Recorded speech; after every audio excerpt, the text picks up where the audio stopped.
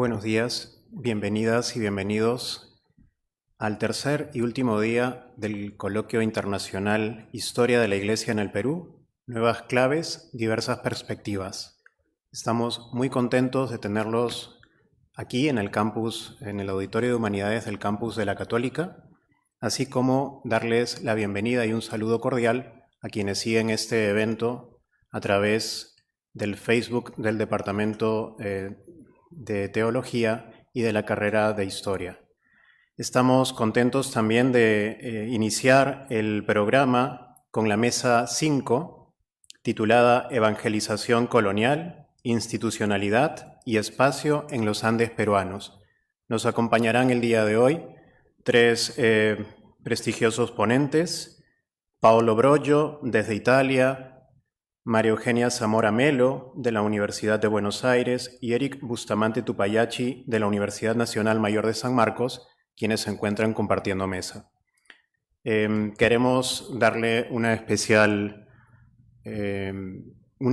saludo al profesor Paolo Broggio, quien ha tenido la gentileza de unirse a nuestro coloquio desde Roma. Buenas tardes, Paolo. Él es docente ordinario de Historia Moderna en la Universidad Roma III, un renombrado estudioso de la historia religiosa y de las misiones católicas en la Edad Moderna, así como coordinador del doctorado en Historia, Territorio y Patrimonio Cultural de la misma universidad. Por motivos de tiempo no vamos a hacer una presentación extensa de nuestros queridos ponentes, pero vamos a descubrir a través de sus ponencias la calidad académica y humana de cada uno de ellos. Sin más preámbulos, te damos la bienvenida y adelante, Paolo, para exponer el tema Una pureza colonial, la Inmaculada Concepción en el mundo andino, culto, imágenes, debates, siglo XVI, siglo XVII. Gracias, buenos días a todos y a todas. Muchísimas gracias por la invitación. Es un honor para mí poder participar en esta conferencia, aunque de manera no presencial. Próxima vez, tal vez. Voy a empezar enseguida. El 7 de octubre de 2019, durante el Sínodo para la Amazonía, una estatuilla de Pachamama fue llevada en procesión desde la Basílica de San Pedro en Roma hasta la sala donde se celebraban las sesiones del Sínodo. El Papa Francisco recibió el obsequio, que se le presentó como un gesto de bendición hacia la estatuilla, la cual representaba a una mujer arrodillada e inclinando la cabeza con un niño en su vientre. Esa es la escena de esta procesión y de la bendición del Papa. Este gesto fue suficiente para provocar la indignación de los ultraconservadores, quienes acusaron al Papa de haber bendecido un objeto idolátrico. En el panteón de las religiones indígenas de América del Sur, la Pachamama es una deidad sinónima de la madre naturaleza. La reacción fue tan intensa que poco después un activista católico ultraconservador austríaco ingresó de noche en la iglesia de Santa María en Traspontina, donde en ese momento se encontraban 3 de esas estatuillas, las robó y en un gesto dramático y muy simbólico, completo con un video autograbado con su móvil, las arrojó al Tíber. Se trató de un episodio de iconoclasia reaccionaria destinado a reparar la supuesta afrenta blasfema, entre comillas, cometida por el propio Papa. Empiezo mi ponencia con un acontecimiento muy reciente y controvertido, porque en la historia de la evangelización de América del Sur, la figura de Pachamama siempre ha estado íntimamente vinculada y asociada con la de la Virgen María. El sincretismo religioso se manifestó de forma temprana, especialmente a nivel iconográfico, y fue no solo tolerado, sino sustancialmente aceptado por las autoridades eclesiásticas americanas. Servía como una manera de redirigir una antigua forma de culto hacia la adoración de la Madre de Jesús. Al igual que en Europa, las autoridades eclesiásticas y civiles americanas impulsaron decididamente la difusión de la devoción mariana en el Nuevo Mundo, focalizándola especialmente hacia las poblaciones indígenas indígenas y negras. Como es bien sabido, diversos aspectos del culto mariano están relacionados con el género, la sexualidad femenina, la reproducción, el parto e incluso la familia. Un ejemplo célebre es el cambio que se produjo entre la Baja Edad Media y los comienzos de la Edad Moderna por lo que se refiere al embarazo de la Virgen. Célebre es el fresco pintado en 1455 de Piero della Francesca, La Madonna del Parto. Aunque el nombre Madonna del Parto suele hacer referencia a representaciones de María con el niño Jesús recién nacido, este fresco retrata a una María embarazada. Pero el gran historiador italiano Adriano Prosperi señala que ya desde el siglo XV se detecta en los círculos eclesiásticos una creciente incomodidad respecto a la corporalidad de María, a su cuerpo y a su embarazo. Sin duda, desde finales del siglo XV y a lo largo del periodo tridentino y barroco, se observa un progresivo oscurecimiento iconográfico de la imagen de la Virgen embarazada. No obstante, el título mariano específico de la Virgen de la Esperanza o de la Expectación o de la Dulce Espera, también conocida como la Virgen de la O, que remite al embarazo de María, siguió difundiéndose ampliamente por el mundo hispánico, incluida Italia española y todo el Nuevo Mundo. Las mujeres embarazadas se acudían a ella en busca de protección y consuelo. Por tanto, es ciertamente verdad que las jerarquías eclesiásticas comenzaron a mostrar incomodidad ante la representación de la fisicidad de la Virgen embarazada, pero no ante la devoción correspondiente. Si en el fresco de Piero della Francesca la postura de la Virgen era ligeramente ladeada y la disposición de su cuerpo pensada para resaltar el volumen de su abdomen, posteriormente estas imágenes disminuyeron y el detalle físico del vientre abultado fue mucho menos marcado, como por ejemplo en este caso y también en este otro caso. En el pensamiento cristiano es en la Edad Moderna cuando se alcanza una etapa decisiva en el proceso de esterilización de la maternidad y de la figura materna mediante el oscurecimiento de la corporalidad del embarazo y del parto, cada vez más entendidos en un sentido simbólico y no físico.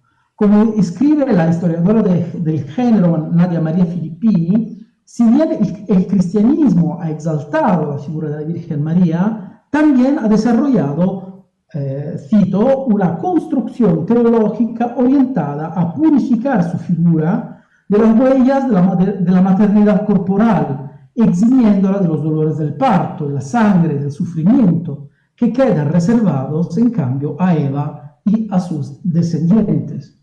La atención se desplazó cada vez más hacia los aspectos espirituales y simbólicos de la maternidad, una función materna desencarnada, María como sponsa Dei y como mater ecclesiae.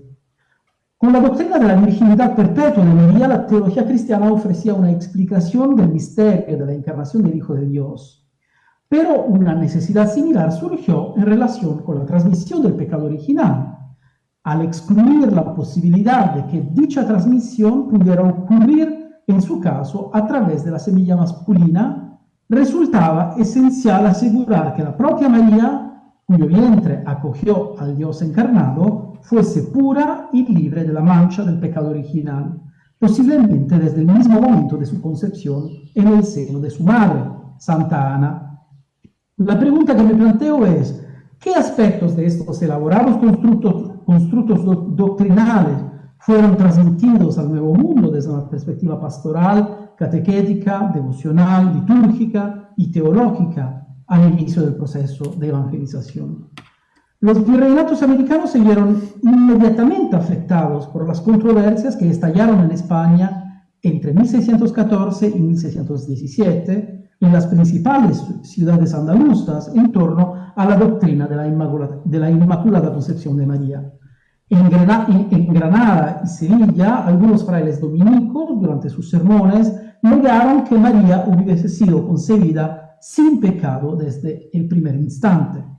Esto provocó auténticos levantamientos populares alentados por órdenes religiosas rivales, principalmente franciscanos y jesuitas.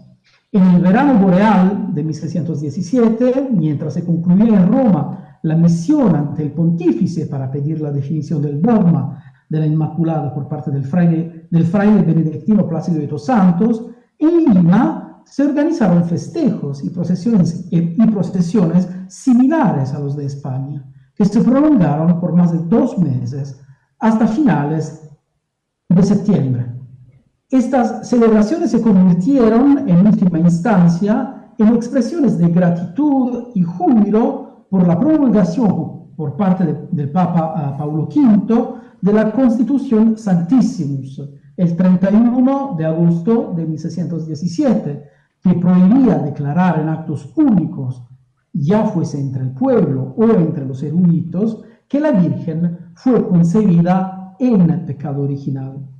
Un aspecto interesante, más allá del deseo de la sociedad civil y eclesiástica limeña de emular lo que ocurría en la península ibérica y de subrayar la plena pertenencia del virreinato a la monarquía hispánica desde una perspectiva religiosa e ideológica, es que estas celebraciones fueron organizadas por la Congregación de la Virgen de la O. La doctrina de la Inmaculada Concepción no se refiere a la concepción de Jesús en el vientre de María, como todos saben, pero la asociación ideal entre el embarazo de María y su propia concepción inmaculada era claramente perceptible. Se trataba de afirmar la pureza absoluta de los cuerpos de 2 mujeres, no de todas las mujeres, tanto en el acto de la concepción del Hijo de Dios como en la carne destinada a recibirlo. Por un lado, María, virgen antes, durante y después de la concepción del Hijo de Dios, y libre del pecado original desde el primer instante de su concepción. Por otro, su madre, Santa Ana, quien, aunque no concibió a María virginalmente, llevó en su seno a una mujer destinada a acoger al Verbo encarnado.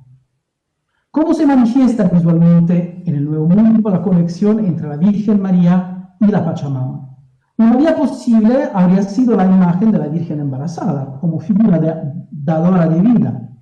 Sin embargo, como se mencionó anteriormente, la Iglesia tridentina y postridentina tendió a difuminar su corporalidad, centrándose en cambio en los aspectos simbólicos de la maternidad de María y en la espera del nacimiento de Jesús.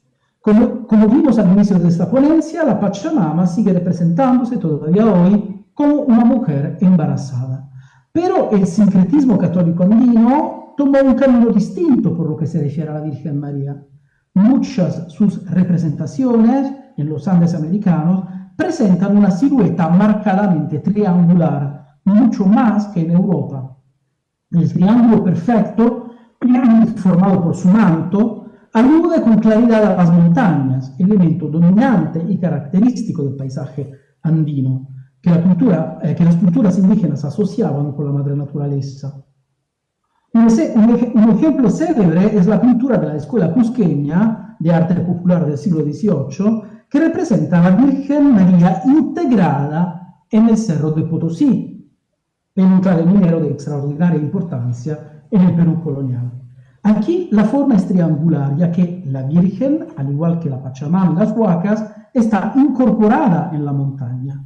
Pero dicha forma fue típica de la iconografía andina de la Virgen María, cultivada por artesanos indígenas y mestizos, muy triangular como figura, como silueta, como por ejemplo en estos casos.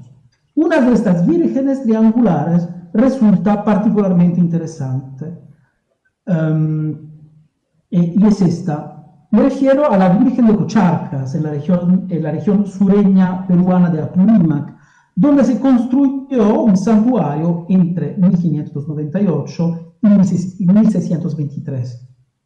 Aquí se pueden observar 2 versiones distintas de la misma Virgen. Y en la de la derecha se ve claramente la media luna a los pies de María. Aquí. La referencia iconográfica a la Inmaculada Concepción se confirma mediante el cartucho, la inscripción superior, donde se puede leer Macula originalis non est in te. Se trata de una mezcla de elementos iconográficos que probablemente representa una hibridación devocional típicamente andina, como ya atestigua la imagen de la Virgen del Cerro de Potosí. En este caso, la Virgen Montaña tiene una esfera a sus pies, como en muchas representaciones de la Inmaculada Concepción. Aquí se ve. Dicha esfera simbolizaba la luna normalmente en la iconografía de la Inmaculada. Sin embargo, hay dos diferencias importantes. Dentro de la esfera se representan montañas nevadas, clara alusión a los Andes, y a la derecha e izquierda aparecen Carlos V y el pontífice romano, el Papa Paulo III Farnesio. La inscripción en latín, solo parcialmente legible, dice: Su Santidad Paulo III, Carlos V, Rey XV del Católico Sacro Imperio, Emperador Máximo, el año de 1520. Al de su reinado en España entró y no se lee más. El autor anónimo, muy probablemente de origen indígena o mestizo, pretendía evocar los inicios de la colonización española del continente americano, bajo los auspicios del emperador y del papa. Sin embargo, se equivocó al mencionar al pontífice, ya que en 1520 el papa reinante era León X, no Paulo III. Esta imagen de la Virgen incorpora, por tanto, algunos rasgos de la iconografía europea de la Inmaculada Concepción. Le faltan el manto azul, la corona de estrellas y la media luna con las puntas hacia arriba o hacia abajo, sobre la que suele representarse a la Virgen Inmaculada, flotando entre el cielo y la tierra. Sin embargo, hay una esfera a sus pies, lo que subraya que la Virgen del Cerro de Potosí, al igual que las montañas, conecta el cielo y la tierra. La esfera con las montañas en su interior es precisamente la forma en la que el escritor indígena cristianizado Juan de Santa Cruz Pachacuti Yanqui representa a la Pachamama en su obra Relación de las Antigüedades de este Reino del Perú, fechada hacia 1613.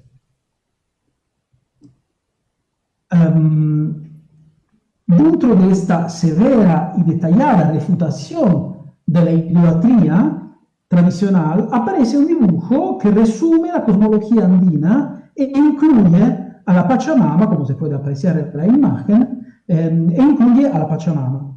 El núcleo de la relación es la afirmación de una forma de cristianismo andino preexistente a la llegada de los españoles, atribuida a la predicación de Santo Tomás, el apóstol Santo Tomás, un mito que adquirió gran difusión en la época, en parte gracias al impulso de los jesuitas. Aquí está la Pachamama con las montañas al interior, una esfera con las montañas al interior. René Millar Carvacho ha subrayado como las celebraciones inmaculistas de Lima en 1617 fueron promovidas por el virrey, quien aprovechó la ocasión para reforzar su imagen de gobernador piadoso y eficaz, comprometido con la Virgen y la Inmaculada Concepción.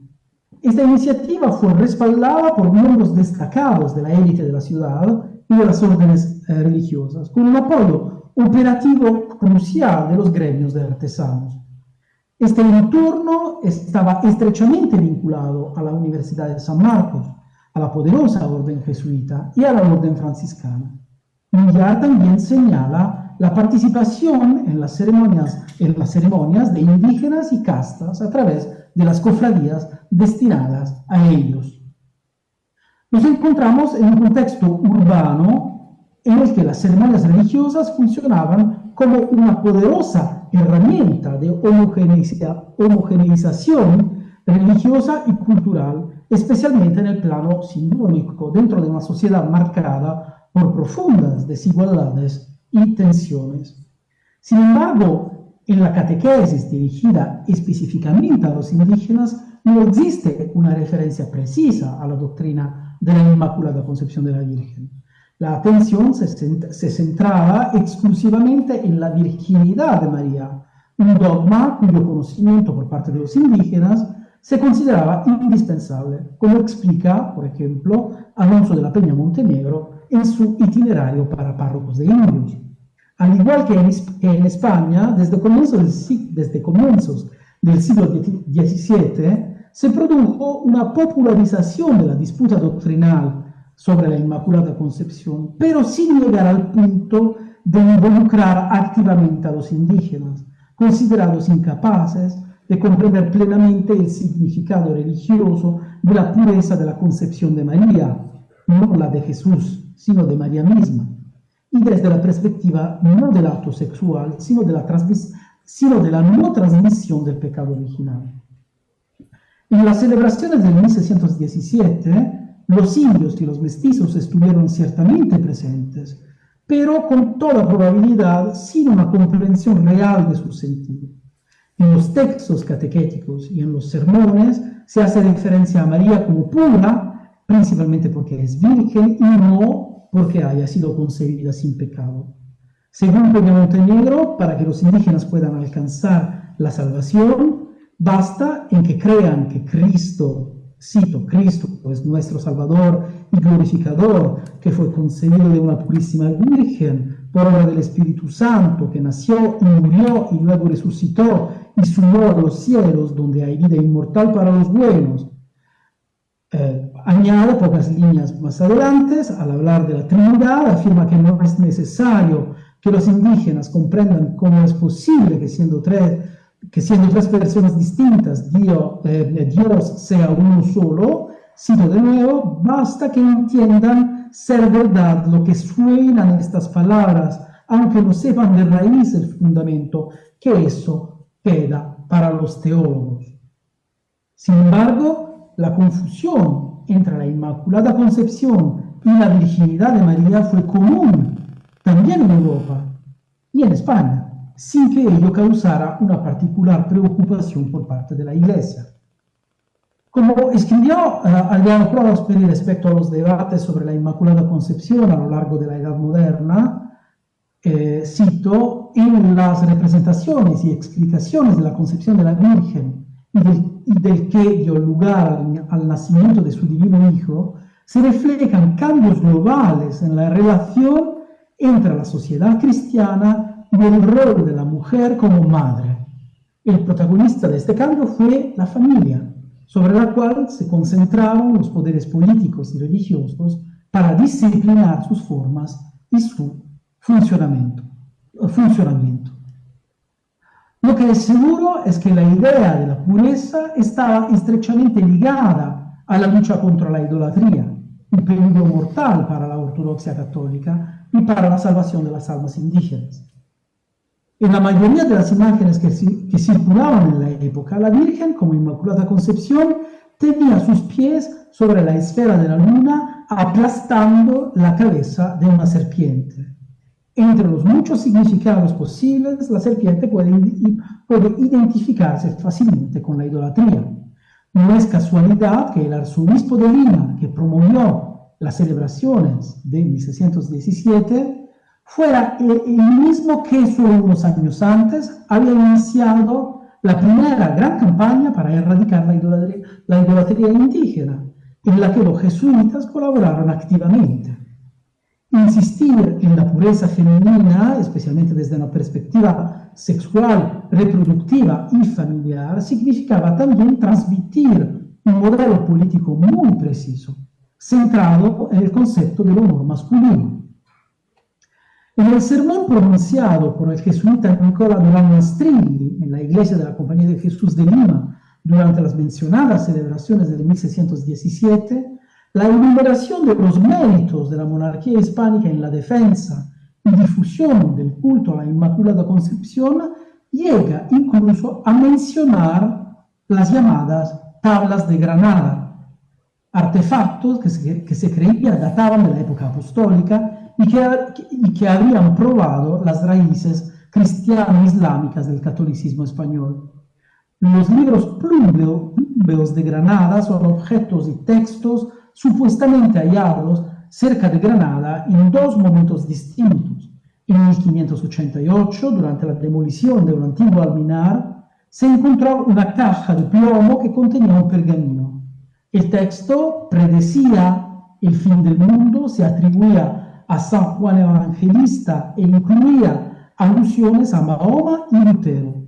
También se halló una reliquia de San Esteban y un paño con una inscripción que afirmaba que María lo había usado para enjugar las lágrimas de su hijo.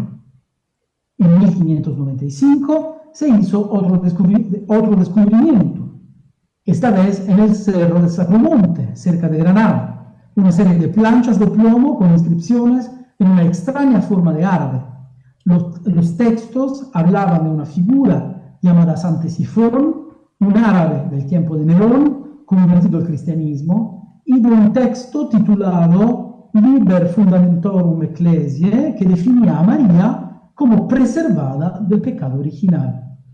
Esta referencia explícita a las tablas de Granada en las celebraciones limeñas es un indicio claro de que una gran parte de la sociedad española y también hispanoamericana de la época consideraba sin duda auténticos estos libros, cuando en realidad Roma, unas décadas después, los condenaría como falsificaciones, obra de artesanos moriscos que pocos años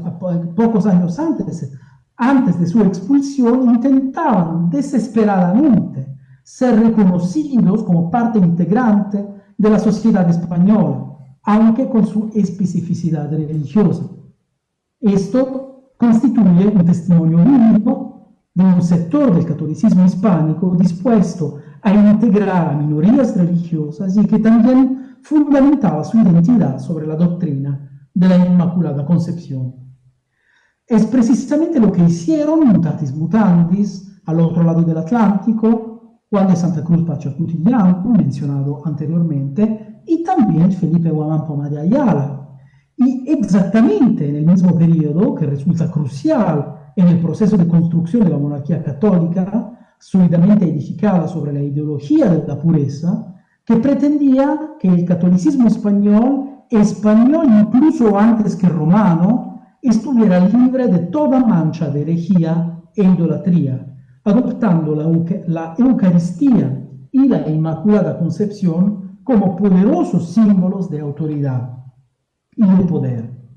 Pero fue una ilusión porque la realidad estaba hecha de sincretismos religiosos y culturales, estaba formada por una religión cristiana híbrida, activamente y conscientemente reelaborada, reapropiada, que exigía ser reconocida. Para concluir, observen esta imagen final, ¿no? Estos son los plomos de Granada. Esta imagen resulta bastante reveladora desde nuestra perspectiva.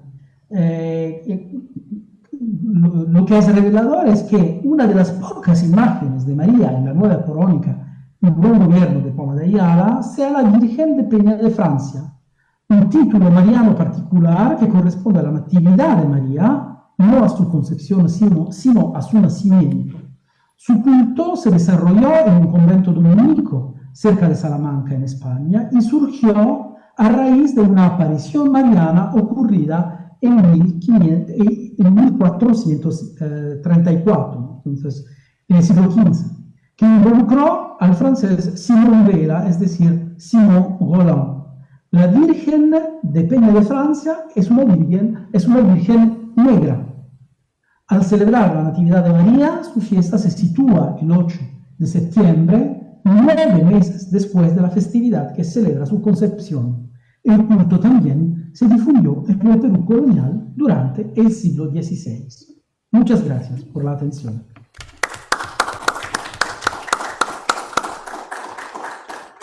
Muchas gracias, Paolo, por esta ponencia excelente que has compartido con nosotros, apoyada en un enfoque iconográfico comparativo con conexiones transatlánticas altamente sugestivas y, en efecto, reveladoras.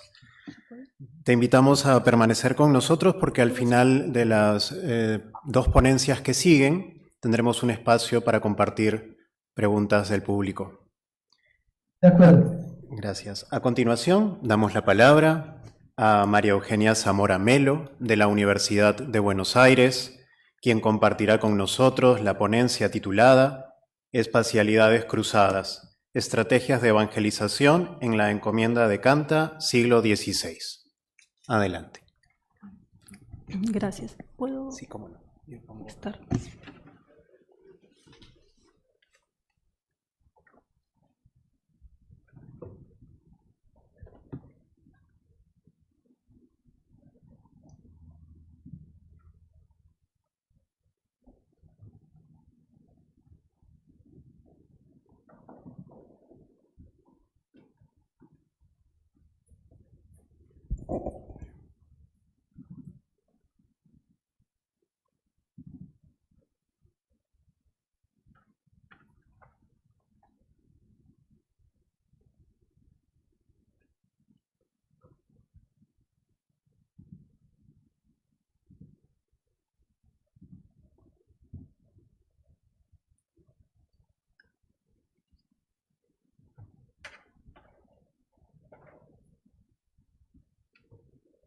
Bueno, mi ponencia lleva por título Espacialidades cruzadas, estrategias de evangelización en la encomienda de Canta, siglo XVI, acerca de las doctrinas tempranas y el espacio público en los Andes. Bueno, el estudio de doctrinas ha sido atravesado por diferentes temáticas y desde diferentes aristas, ¿no? Teniendo en cuenta como espacios, como por ejemplo, ¿no? Espacios importantes para la carrera eclesiástica, como lo vamos a ver más adelante, ¿no? Con la ponencia siguiente, pero también espacios de usos y abusos de los doctrineros hacia los feligreses, y también como, bueno, como sus inicios y elementos constitutivos. La mayoría de estos estudios se ha centrado en este contexto de consolidación colonial, claro está, es importante. Sin embargo, esto nos abre una avenida a preguntarnos acerca de las doctrinas tempranas a mediados del siglo XVI, cuáles son sus antecedentes y cómo se ha venido trabajando. Entonces, tenemos investigaciones interdisciplinares dentro de este panorama de doctrinas tempranas. Y bueno, dentro de estos antecedentes importantes para mi caso de estudio es que se han venido abordando desde una metodología histórico-arqueológico en donde se hace uso en conjunto fuentes documentales, pero al mismo tiempo evidencias arqueológicas para contrastarlas. Y entre estos antecedentes que vamos a ver, pues vemos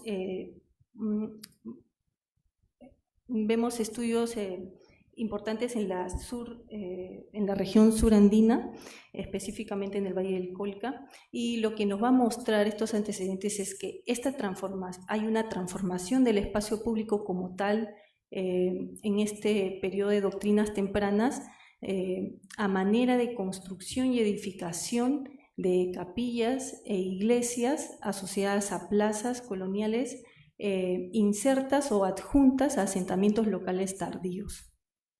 Y si bien estos casos no son generalizables en esta coyuntura, en todo el territorio andino, sí es importante abordarlas porque de alguna manera nos da ciertas particularidades en cada región, y eso es lo que vamos a ver a continuación en la región de Canta.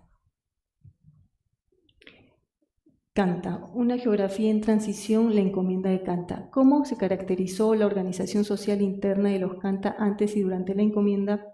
Es importante tomar en cuenta esta información previo al establecimiento de encomiendas.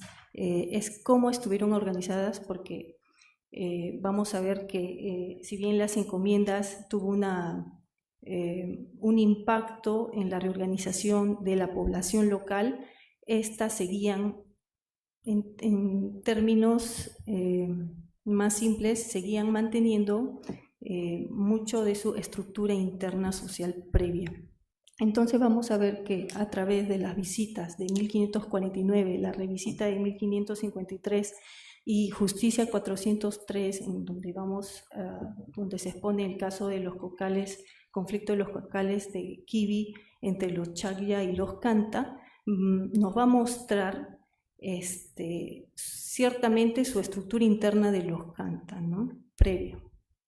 Que claro está que estas visitas y esta probanza pues está dirigida a otros objetivos, pero que sí nos da un acercamiento.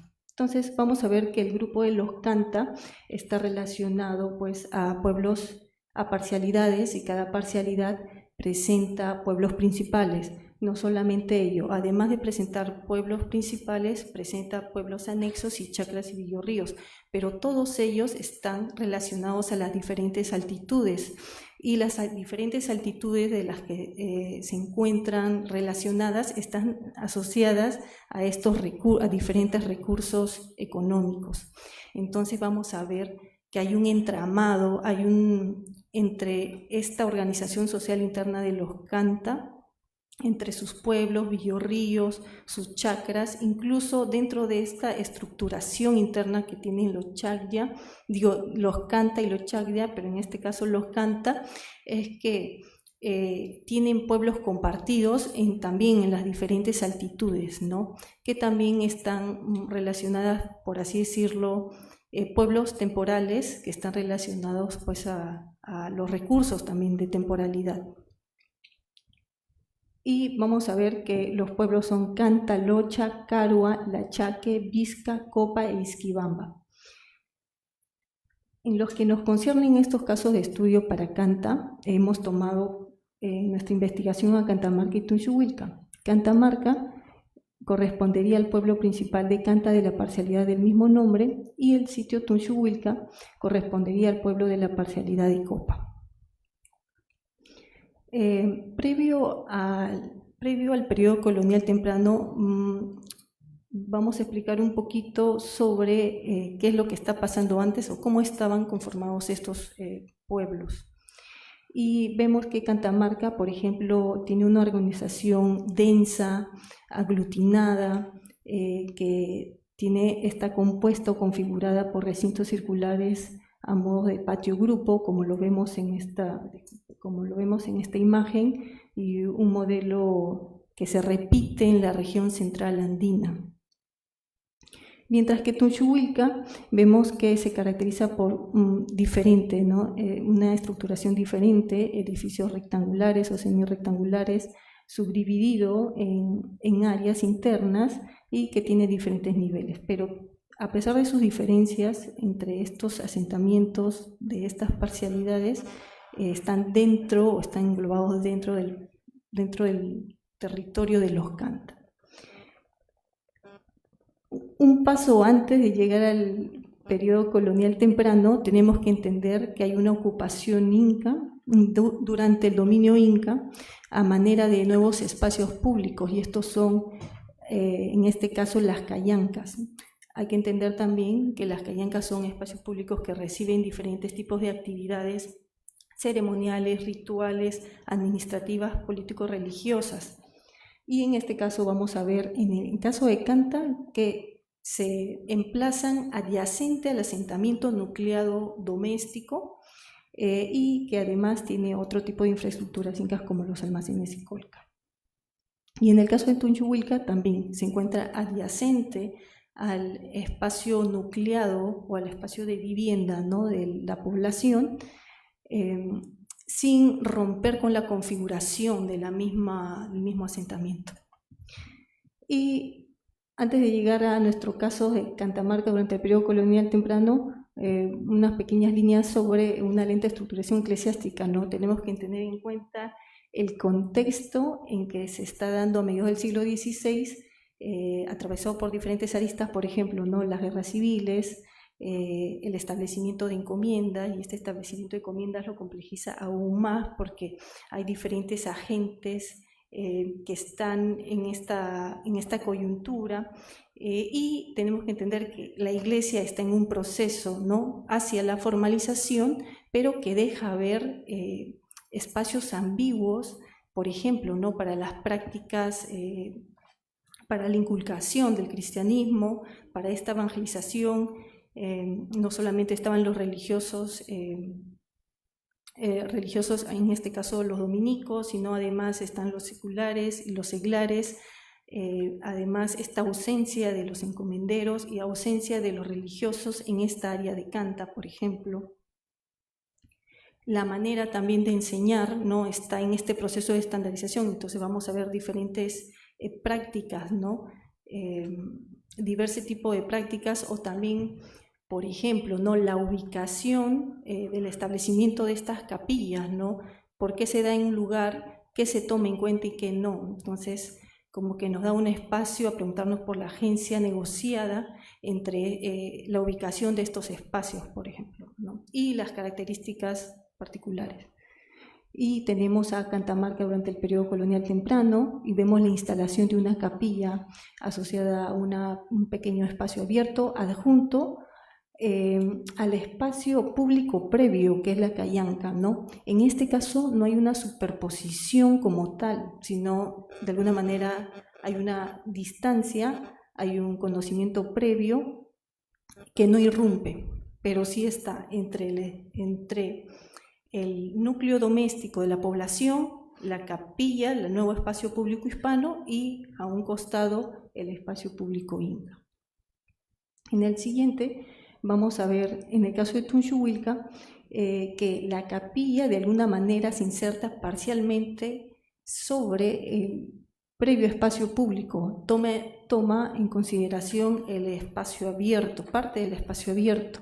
Aquí vemos que la entrada de la capilla está relacionada al espacio abierto. Además hay una adición en la construcción de una peana, pero además, si tomamos en cuenta la orientación de la capilla, le da la espalda a la callanca.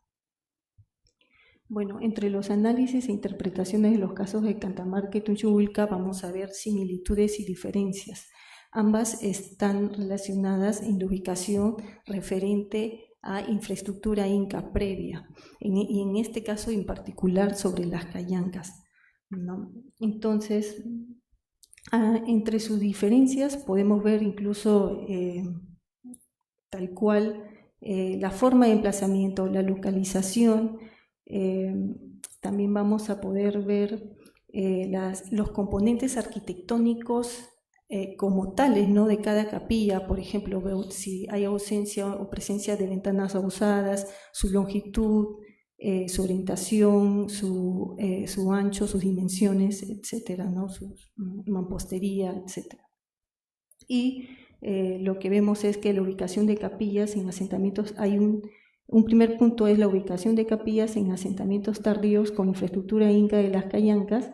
Un segundo punto es que las capillas están funcionando como analogías con referencia a las callancas. Y un tercer punto es que los pueblos de las capillas lo estamos entendiendo como cabezas de doctrina, ¿no? Cabe resaltar que estas cabezas de doctrina se caracterizan por tener un templo, ¿no?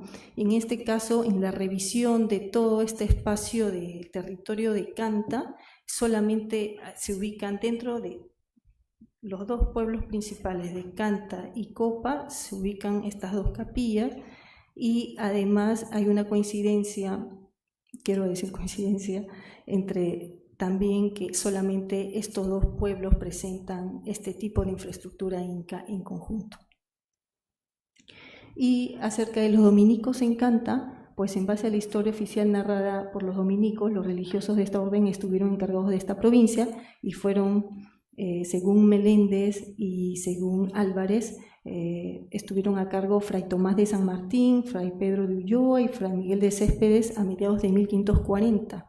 Y acerca de su capítulo provincial de 1544, pues hacen requerimientos indispensables de los misioneros para la evangelización temprana, conocimiento del idioma de los indígenas, pero en esta historia narrada vemos limitaciones, ¿no?, en cuanto en que no todo el estatuto interno o todos los requerimientos eran realmente cumplidos, ¿no? Y otras cosas es que no se habla, o hay un vacío de información en la concretización como tal en el establecimiento de capillas, ¿no? El porqué de la ubicación, qué los lleva, ¿no?, a ubicar estas capillas solamente en los dos pueblos de los 7 pueblos principales de estas parcialidades. Cómo se negocia el espacio con la población local en ese momento, entre otros aspectos. Y entonces, como conclusiones, tenemos que se muestra una estrategia de evangelización de los curas doctrineros, la ubicación de capillas tempranas en asentamientos locales tardíos que contaron con previa infraestructura inca, especialmente callancas, y se propone la existencia de esta estrategia de analogía espacial entre capillas y callancas en un contexto de evangelización temprana de la encomienda de Canta. Estos nuevos espacios públicos religiosos hispanos, análogos a los públicos inca, implican prácticas espaciales análogas para la enseñanza de la doctrina y, bueno, la evidencia arqueológica puede generar nuevas avenidas, nuevas preguntas y nueva información acerca de las doctrinas tempranas que no se evidencia hasta el momento en la fuente documental. Y, bueno, la nueva información generada a través de la arqueología puede ser contrastada con las fuentes documentales. Gracias.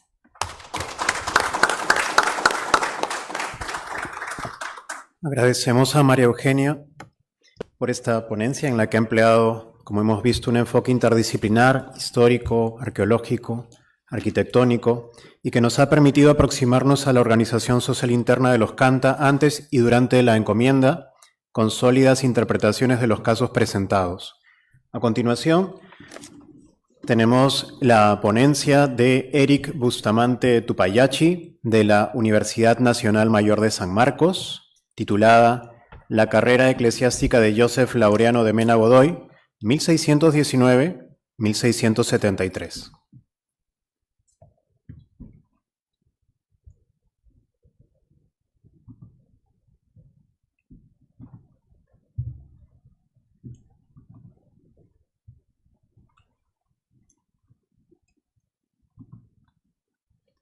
Ok, muchas gracias. Buenos días. En esta oportunidad, haciendo como una especie de palanca, mientras que la ponente anterior hablaba de un espacio de transición, nosotros vamos a ver ya un espacio un poco más consolidado de la Iglesia colonial. ¿Y cómo lo podemos ver? A través de sus agentes. Estos agentes que lograron insertarse en toda esta dinámica rural que vendrían a ser los curas y, para ser más precisos, el clero secular. En este caso, vamos a desarrollar la carrera eclesiástica de Joseph Laureano de Mena Godoy. Para ello, vamos a hacer unas cosas bien pertinentes. Estudios sobre el tema y las fuentes que usualmente se utilizan para este tipo de investigaciones. En cuanto a estudios, hemos precisado que cuando se habla del clero secular, en una primera instancia se debe relacionada dentro de la Iglesia como institución, no como agentes individuales, sino dentro de un corpus institucional. Entre ellos tenemos estudios que se van a publicar en el siglo XIX, siglo XX, y uno de esos vendría a ser los tomos de Historia de la Iglesia de Vargas Ugarte. Luego ya encontramos trabajos que van a desarrollar casos particulares a modo de biografías que usualmente han empleado de estos personajes aquellos que han logrado una mayor distinción en la jerarquía eclesiástica. Y para el caso peruano hemos visto estudios sobre obispos, pero sobre todo algo más particular, aquellos que han estado muy relacionados con las campañas de extirpación de idolatrías del siglo XVII. ¿Por qué? Porque estas campañas que se desarrollaron a lo largo de ese siglo ha sido algo, por decirlo así, único para lo que vendría a ser la jurisdicción del Arzobispado de Lima, como toda una institución desplegada en esta parte de los Andes. Y por ello hay trabajos como que se han dedicado a ver la vida de los visitadores de idolatrías, como Francisco de Ávila, Fernando de Avendaño, Bernardo de Novoa, Estanislao de Vega Bazán, entre otros, que acá en la Católica también lo han desarrollado, como Perlo Vivovich, Teodoro Jampe, luego también tenemos trabajos de Antonio Acosta Rodríguez y demás, pero así también hay trabajos que han visto autoridades eclesiásticas, como el trabajo de Feliciano de la Vega y Padilla, que también lo trabajó Gálvez Peña. Entonces, estos trabajos, de alguna manera, si pudiéramos destacar, es el aporte biográfico de estos personajes. Sin embargo, los han visto desde una arista de ascenso lineal, en los cuales han llegado a un punto, y en ese punto alto es donde ya nos interesa su biografía o su acción. Pero últimamente en los 10, 15 años últimos ya hay otros trabajos en otras regiones que nos están dando pautas para tomar la carrera eclesiástica. Tenemos para el caso de Chile, Lucrecia Enríquez, que ha desarrollado la carrera eclesiástica del clero secular chileno, en el cual ya ha utilizado otro tipo de bases como la base Fichos, ha hecho un análisis detallado de una cantidad de agentes de clero secular, en los cuales nos puede ya brindar detalles de carreras truncas, carreras que sí han sido exitosas, aquellas que también han podido tener distintos tipos de movilidad dentro de una jurisdicción. Luego tenemos un trabajo un poco más reciente de un colega colombiano allá para el Obispado de Popayán, que también ha desarrollado, ¿no? Camilo Galeano ha desarrollado el tema del clero secular en el Obispado de Popayán, que también a través de la prosopografía lo ha visto como un grupo. También ver un poco en comparación a otros trabajos que ha realizado, por ejemplo en México, Rodolfo Aguirre, en torno al clero secular, aunque ellos, estos últimos, lo han visto desde la época borbónica, ¿no? Del siglo XVIII, donde es un siglo de constantes reformas y cambios e impactos en todas las esferas de la sociedad colonial. Ahora, nosotros nos inscribimos en estos últimos aportes historiográficos, que ya tratamos de ver la carrera eclesiástica como un entramado, como una red, en el cual se tiene que entender al cura como un agente, que va a depender su carrera con la relación con otros tipos de agentes, tanto humanos como no humanos, que más adelante lo veremos con el caso de José Laureano. En cuanto a la documentación, normalmente para trabajar las carreras eclesiásticas partimos con el informe de méritos y servicios, que era un mecanismo de toda persona letrada en la época colonial para poder acceder a mayores prebendas o necesidades, en este caso del clero. También hay otros trabajos que ven este tipo de solicitudes para, digamos, otros letrados como abogados, procuradores, entre otros.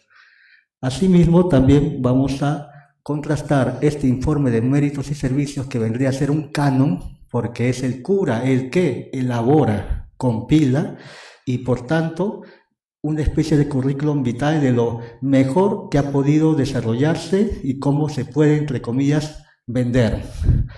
Esta fuente la vamos a contrarrestar con una fuente más heterogénea, en la cual el cura está directo e indirectamente implicado, que lo podemos encontrar en archivos, para mi caso, el Archivo Arzobispal de Lima, el Archivo del Obispado de Huacho y también el Archivo General de la Nación.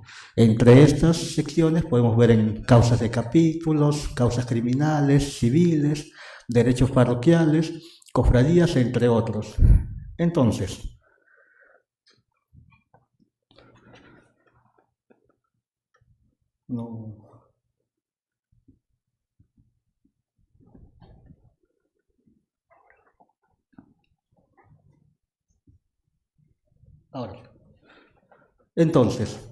ya perfilando un poco este bagaje historiográfico sobre la carrera eclesiástica y el uso de los tipos documentales, vamos a ver el caso de José Laureano de Mena Godoy, que data su vida entre 1619 a 1673.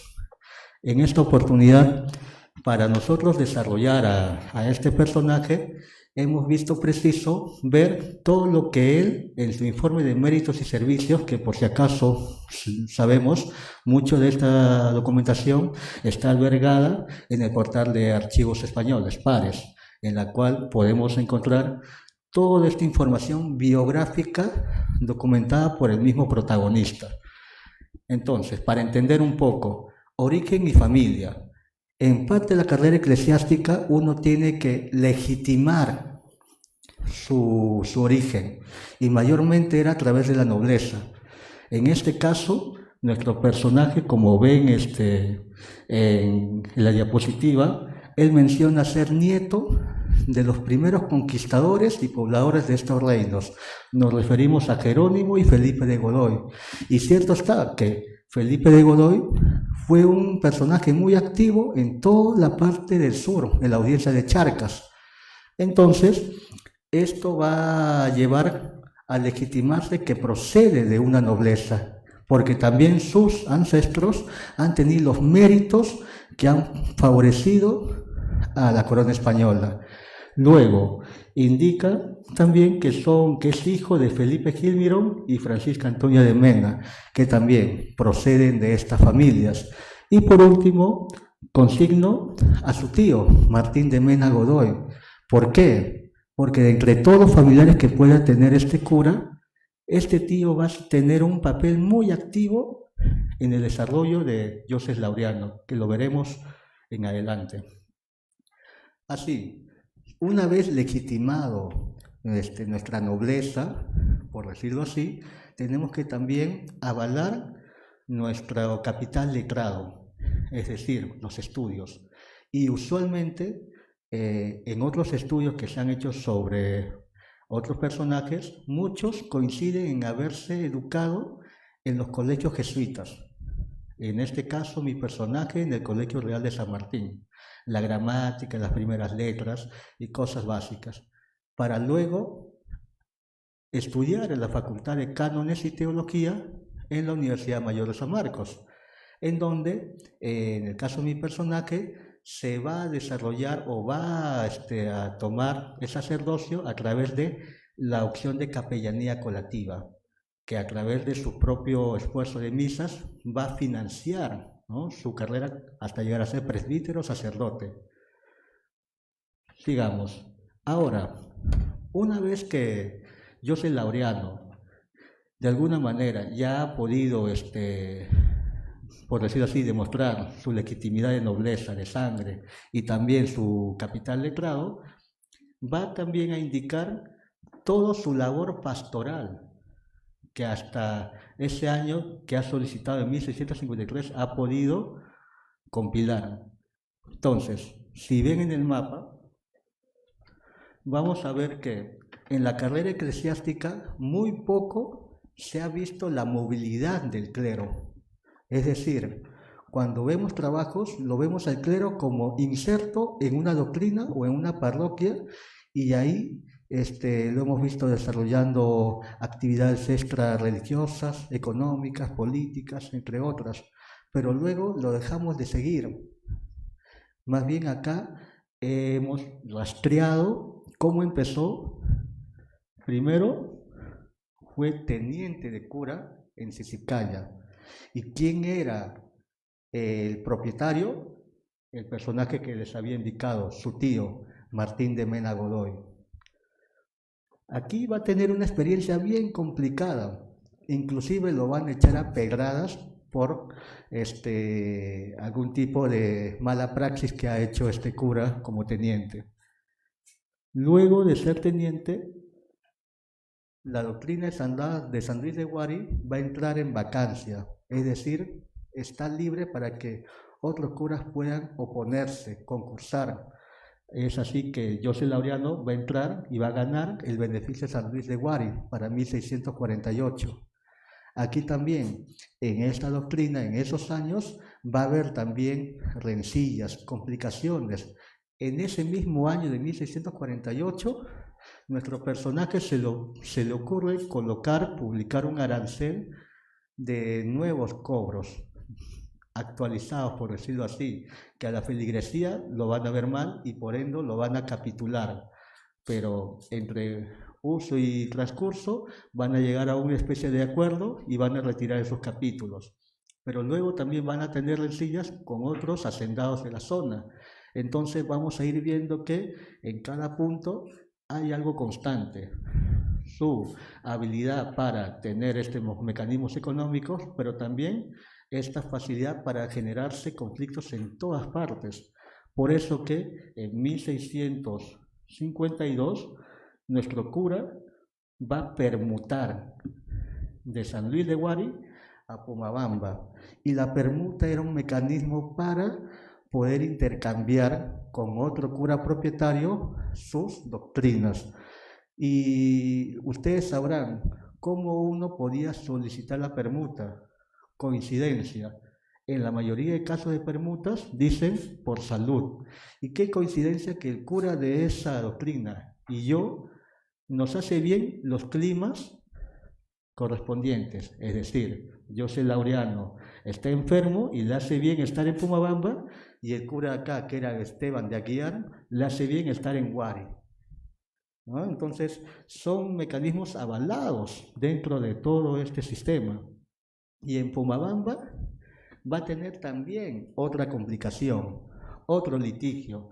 ¿Con quién? Con el cura vecino, la doctrina episcobamba, por la jurisdicción en torno a que esta zona de Conchucos es una zona de grandes estancias y obrajes, y por ende la disputa va a ser si esta estancia pertenece a mi jurisdicción o a la otra jurisdicción. Entonces, en 1653, estando acá en Pomabamba, es donde ya comienza a hacer su primera solicitud de una mayor prebenda, de una mayor dignidad, a través del informe de méritos y servicios. Año después lo encontramos para 1657 en las ricas minas de lo que llamaron en ese entonces el Nuevo Potosí. Entonces, José Laureano aquí también va a tener complicaciones. ¿Con quiénes? Con los mineros de esa región, por obvenciones, primicias, entre otras cosas.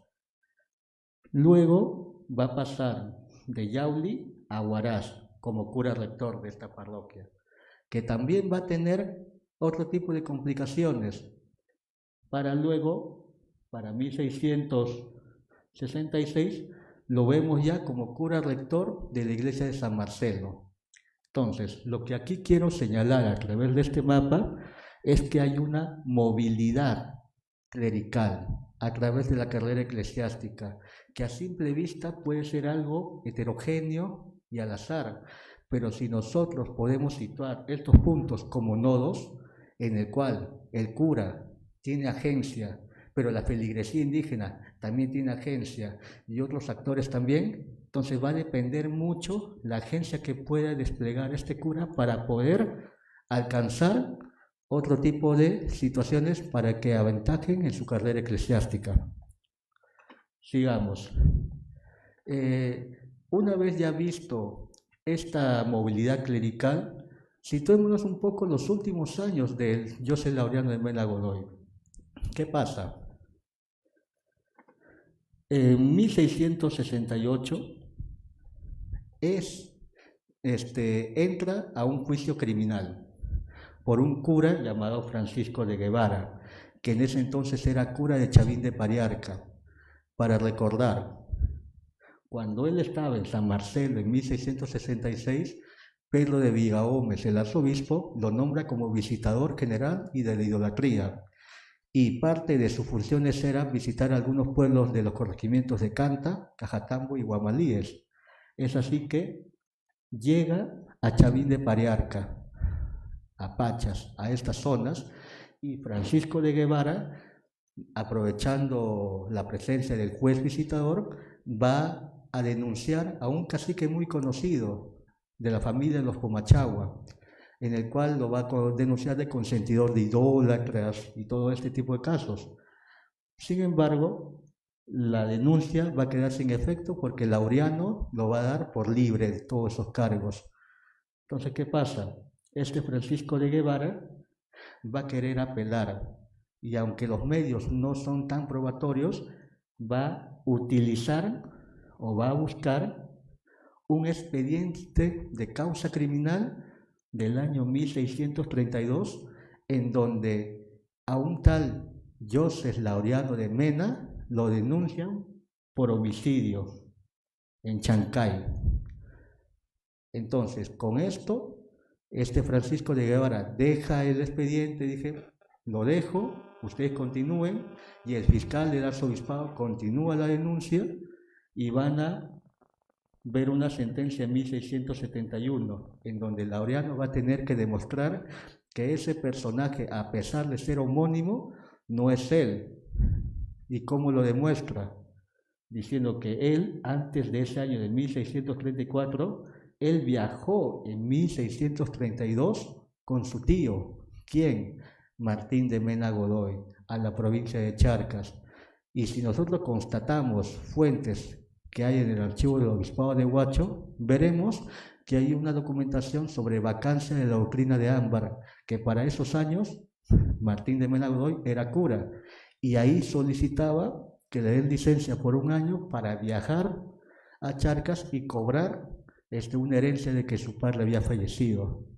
Entonces ahí mencionan que se iba acompañado de su sobrino, que en ese entonces era José Laureano, un mozo de 13, 14 años. Pero ¿quién era el implicado acá? Vaya sorpresa, era el hijo ilegítimo de su tío, que coincidentemente también se llamaba igual que el sobrino. Y para más coincidencia, tenía otros hijos más siendo cura. Entonces, veamos ahí esta situación.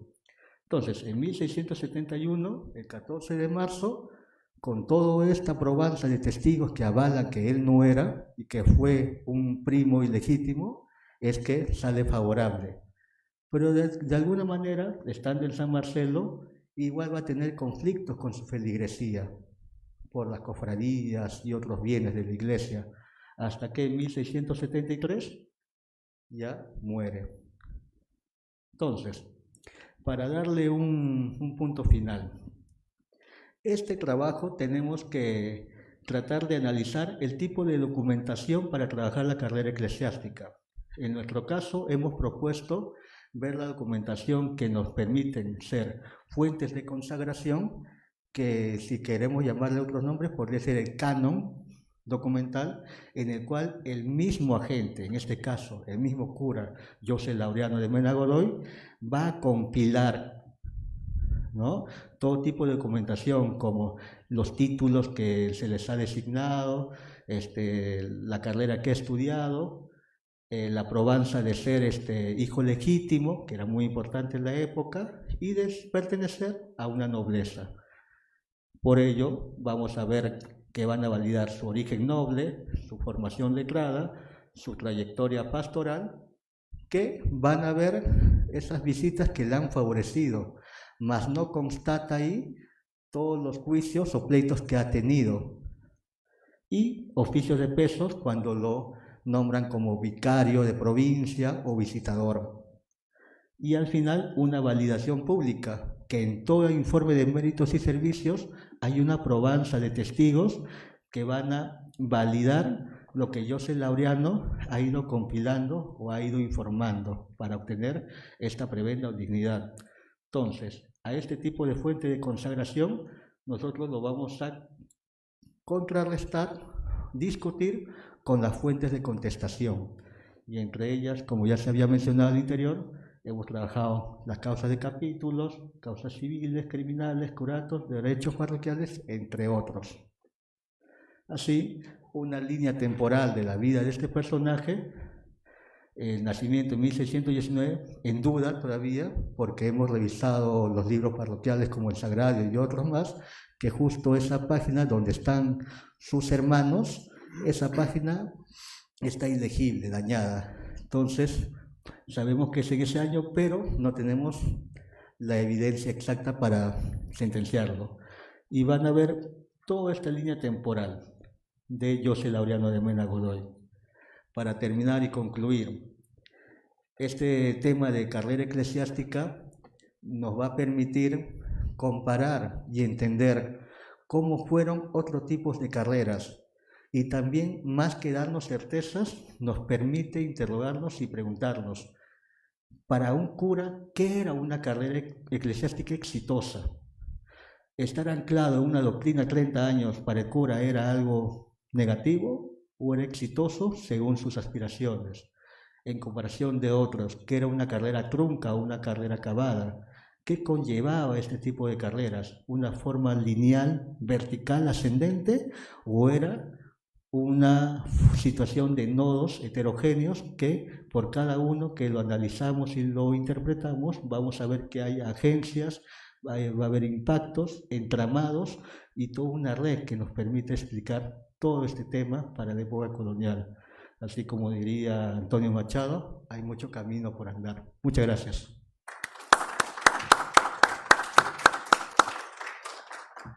Agradecemos a Eric Bustamante por compartir con nosotros esta ponencia en la que ha incorporado fuentes archivísticas heterogéneas y nuevos criterios para la aproximación biográfica de personajes que tuvieron una carrera eclesiástica tan relevante como la de Joseph Laureano y cuya cartografía clerical nos ha mostrado con solvencia en el marco de la extirpación de idolatrías y de intríngulis judiciales. A pesar de la demora inicial que tuvimos en la inauguración del programa del día de hoy, y gracias a la exactitud en la presentación de las ponencias de esta primera mesa de la mañana, la quinta en realidad, tenemos espacio para las preguntas del público. Recordemos que está con nosotros de manera virtual el profesor Paolo Brogio desde Italia y que pueden a él también dirigirle alguna de las preguntas. No sé si nos podrían ayudar con el micro, por favor, para de repente disponer de él en la sala. Gracias.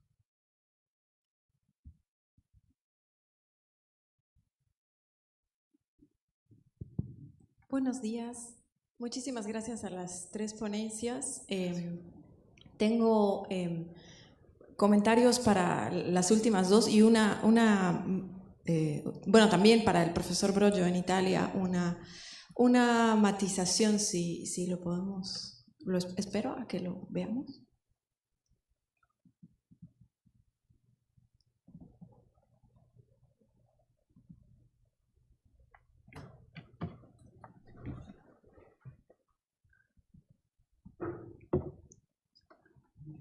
Empiezo con los otros, sí. Entonces empiezo por la última. Me parece muy interesante la propuesta de trabajar la red, precisamente porque en otras provincias de Charcas se haya hecho el trabajo en algunas poblaciones de hacer el seguimiento de las carreras eclesiásticas, y es sin duda un terreno notablemente fértil para también dar a conocer las redes de poder de las élites indígenas detrás que acompañan, incluso facilitan y avalan las carreras eclesiásticas. Entonces le quería pedir si por favor pudiese, si tiene la información, seguro aparecerá, de este rol de las élites locales en los momentos de transición o de la carrera eclesiástica del clero que usted nos ha comentado. Después a María Eugenia, me ha encantado tu trabajo. Me parece esencial hacer este entrecruzamiento para atender las espacialidades y cómo la espacialidad es una variable trascendental para entender el periodo de transición. Y me interesa mucho, si pudieras elaborar un poco más, si se puede, en el asunto de las capillas, porque igual en Charcas vemos el surgimiento muy frecuente, sobre todo en la región franciscana, digamos, que vendría a ser lo de, bueno, sí, la parte sur del lago Titicaca. Vemos que los franciscanos hacen fundaciones como que muy de capillas, como que siembran capillas, un montón de capillitas que después no tienen continuidad y se vuelven un problema para administrar, porque obviamente no son doctrinas como tales, no pertenecen a una reducción. Y entonces me intriga saber si también es un poco lo que ves con los dominicos en campo. Y para el profesor Brogio le agradezco mucho la presentación y quería hacer una matización, si me permite, especialmente para el caso de la pintura de la Virgen Cerro de Potosí, que es de escuela potosina, no cusqueña. Este cuadro representa, si bien se ha sugerido, Teresa Gisbert en su momento sugirió que podría existir un vínculo con la Pachamama, para 1721, que es el momento que se hace el lienzo, no se documenta no existe ninguna otra fuente que nos hable de un culto a la Pachamama.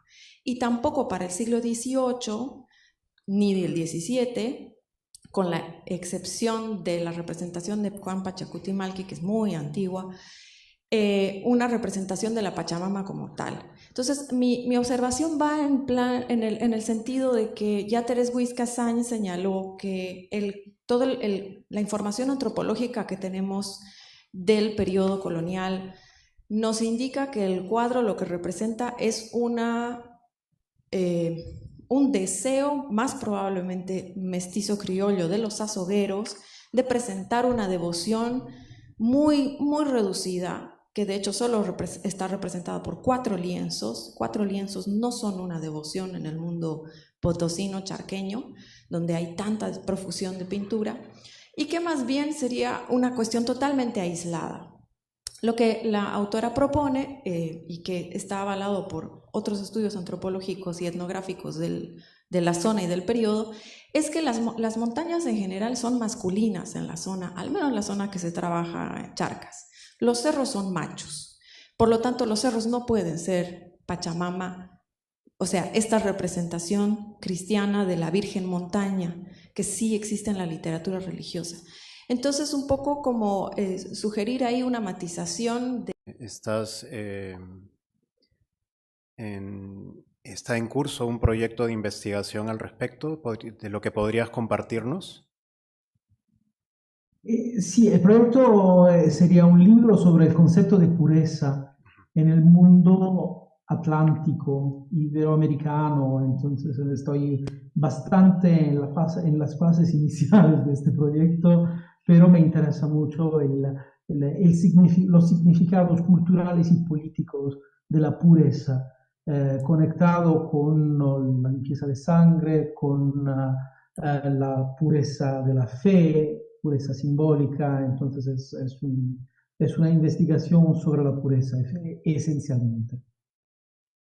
Fascinante. En la Inmaculada. ¿Cómo? No, fascinante también el tema que has escogido y las disputas en torno a la Inmaculada Concepción, en el caso concreto del Perú. Sí, porque he estudiado en el pasado el problema teológico de la Inmaculada Concepción y sus consecuencias políticas, ¿no? Las disputas entre dominicos y franciscanos jesuitas, desde el punto de vista de las controversias doctrinales internas al interior del mundo católico, ¿no? En el siglo XVII. Pero me interesaría mucho ver lo que pasó en la América hispana. Entonces, porque no creo que esté bastante estudiado los reflejos y las elaboraciones, porque no se trata solamente de reflejos, obviamente. Entonces, las disputas fueron muchas en España y en toda Europa sobre el problema de la Inmaculada, que se proclamó dogma solamente en el siglo XIX, y para España fue una especie de obsesión. La pregunta a Roma de la definición dogmática de la Inmaculada, ¿no? Y entonces el proyecto más grande es el concepto de pureza, pero la Inmaculada Concepción, los debates sobre la Inmaculada Concepción forman parte de este gran tema de la pureza en el mundo de la Europa moderna. Excelente, muchas gracias. Quería preguntar a Eric, si me permite, este perfil de idóneo para una carrera eclesiástica, como el que nos has mostrado, tiene puntos de comparación con otros personajes de la misma época. A ver, perfil idóneo y compararlos. Bueno, ese es el objetivo de mi ponencia, que este caso, a través del estudio, la forma como he abordado la carrera de Joseph Laureano de Mena Godoy, podamos ver también otro tipo de carreras eclesiásticas estudiadas y no estudiadas. De las estudiadas, yo hice un poco el ensayo de comparar los trabajos que han hecho sobre Francisco de Ávila, Fernando de Avendaño, que son los que mayor interés ha tenido, ¿no? Tanto por su paso como visitadores de idolatrías, como también por su aporte de bibliotecas coloniales, ¿no? Que eran de las más grandes en la época. Entonces, podemos ver que hay nodos o puntos por decirlo así, comunes en este tipo de carreras eclesiásticas. En primer lugar, la legitimidad, algo que Francisco de Ávila va a ser muy cuestionado por su condición de expósito, ¿no? Entonces, y también en el estudio de Antonio Acosta Rodríguez, va a mencionar que posiblemente Ávila no haya alcanzado el éxito que él quería, ¿no? A pesar que ha llegado a la Catedral de Lima, porque presumiblemente se deba a que sus facciones o sus rasgos físicos no contribuyeran a ver esa blanquitud, por decirlo así. Si comparamos otras carreras como la de Fernando de Avendaño, que podríamos catalogar de exitosa en comparación a la de Ávila, sí, también ha tenido cierta movilidad clerical, ¿no? Por un lado fue doctrinero en la doctrina de San Francisco de Iguarí, en la cual también ha tenido ciertos tumultos, ciertas complicaciones, ha tenido también injerencia como visitador, pero fuera de ello, ¿qué son de aquellos que no sabemos y que eran bastantes? Yo he podido rastrear carreras de otros curas, como Chamorro, entre otros, Eusebio de Garay, que algunos lo han trabajado, entre otros, que también nos va a permitir señalar perfiles de carreras eclesiásticas, algunos también de pretensiones. Por ejemplo, José Laureano de Mena ha pretendido una dignidad ya teniendo buenos méritos, ¿no? Como doctrinero, como vicario. Es más, tuvo la licencia de hacer pequeños juicios de idolatrías en Pomabamba, en esa región de Conchucos, que también anexa en su informe de méritos y servicios estos juicios para alegar que ha contribuido. Pero hay otros casos en que solamente siendo teniente de curas ya están solicitando una mayor prebenda o dignidad, ¿no? Entonces hay que ver también, ¿no?, un poco estos perfiles para poder compararlos, encontrar causas que puede ser un denominador común en ellas, que vendría a ser el origen noble que siempre se pide, la legitimidad de la familia, el capital letrado o académico y también tus méritos de servicio pastoral, ¿no? Pero siempre teniendo en cuenta que hay un tipo de documentación heterogénea, la de contestación, que puede darnos luz a las omisiones o silencios que en estos informes de méritos y servicios son ocultados, ¿no? Eso más que todo. Muchas gracias. Y María Eugenia, quizá podrías compartir con nosotros algún tipo de dificultad metodológica que se hubiese presentado en tu camino.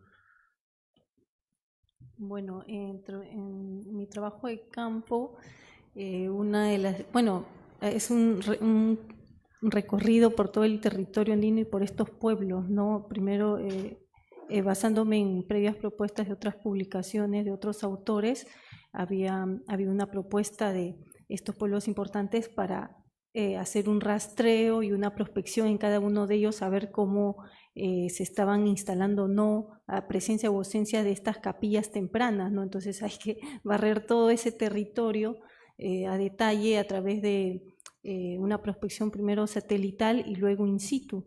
Y bueno, entre las dificultades, básicamente es mi cronología relativa, que si bien yo la expongo y la propongo a mediados del siglo XVI, en base a otras similitudes análogas con contextos y con fechado radiocarbono en la Sierra Surandina y en otras áreas como Chachapoyas, que también hay estudio de doctrinas tempranas, en el norte, también costa norte, si no me equivoco.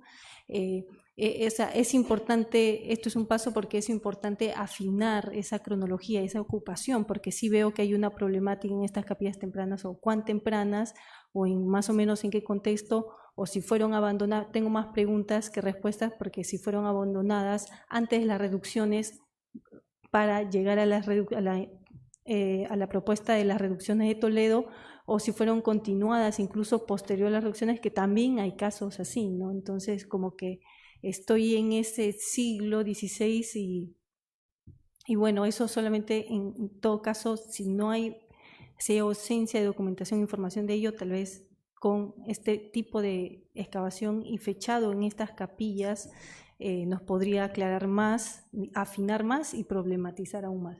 Gracias. Muchísimas gracias. Cerramos entonces así la mesa número 5. Damos las gracias a los ponentes. A Paulo esperamos tenerlo pronto aquí con nosotros en el Perú. Muchas gracias a todos. Muchas gracias. Tenemos ahora una pausa de 15 minutos.